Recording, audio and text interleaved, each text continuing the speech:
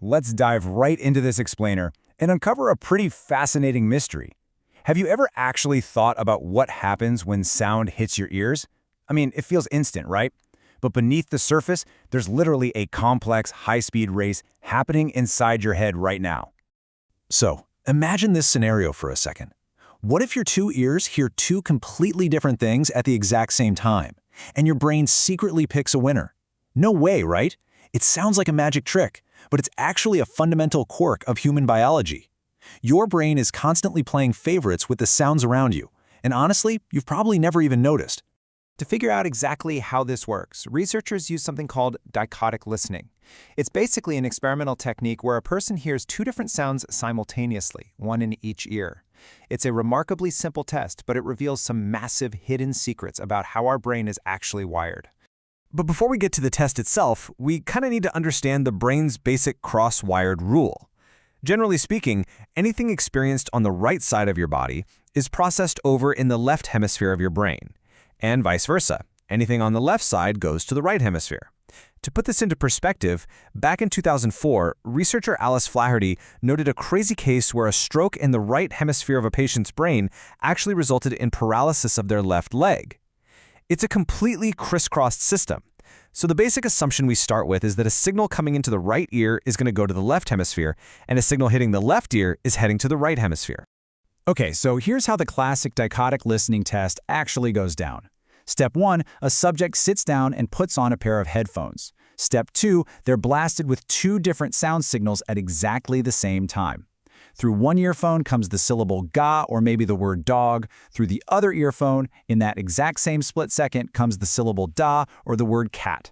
Step 3, the researcher simply asks, "So, what did you hear?" And here is the punchline.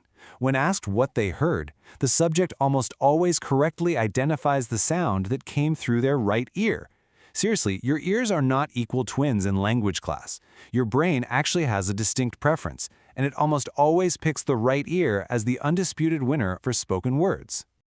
Now you're probably wondering, why in the world does this happen? Well, for most of us, the left hemisphere of the brain is the primary language center. Think of it like a highway. A linguistic signal coming in through the right ear gets the express lane. It shoots directly over to the left hemisphere's language center. But a language signal hitting the left ear, that one has to take the longer road. It first goes to the right hemisphere, and then it has to physically cross over the brain to get to the left hemisphere for processing. And because that non-direct route takes just a tiny fraction of a second longer, the right ear wins the race. In the brain, the first signal to get processed wins, period. We call this phenomenon the right ear advantage for speech sounds. Basically, speech sounds entering the right ear are identified more accurately because they have a faster, direct route to that dominant left hemisphere, which is the absolute boss at processing syllables and words. But wait, let's look at the flip side of the coin here. What happens when the sounds aren't words? In these dichotic listening tests, researchers found a totally different left ear advantage for nonverbal sounds. We're talking about things like music, a sudden cough, traffic noises, or even birds singing. Those are actually recognized way more often through the left ear. Why? Because those sounds go directly to the right hemisphere, and the right hemisphere is basically the manager for processing incoming signals that are non-linguistic. There's a brilliant quote from researcher Anne McGilchrist that perfectly sums up what the left side does.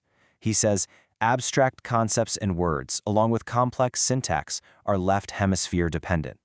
The left brain is basically your analytic champion. It narrowly focuses on rapidly crunching the tiny details of sounds, specific words, and complex phrase structures in rapid sequence. But here's the crucial catch. We absolutely cannot process human communication without the right hemisphere either. The right brain takes on the holistic big-picture jobs. It specializes in contextual understanding, reading a speaker's intonation, and grasping non-literal meanings or inferences. It's all the pragmatics of how we actually use language out in the real world. Honestly, without the right hemisphere, you might hear the words perfectly, but you would never, ever understand a joke. So, to bring it all together, think of your brain as this brilliant tag team of two very different specialists. The essential distinction is between the left brain, which handles that narrowly focused analytic processing, like catching the exact syllables of dog or cat, and the right brain, which handles the contextually oriented holistic processing, like the overall vibe, the tone, and the humor.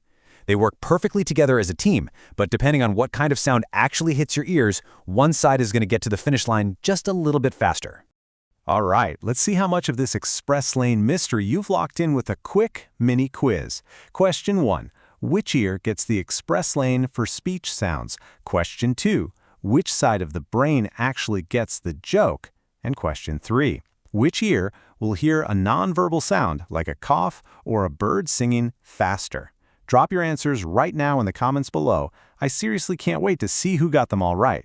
Keep listening, keep learning, and I'll catch you in the next explainer.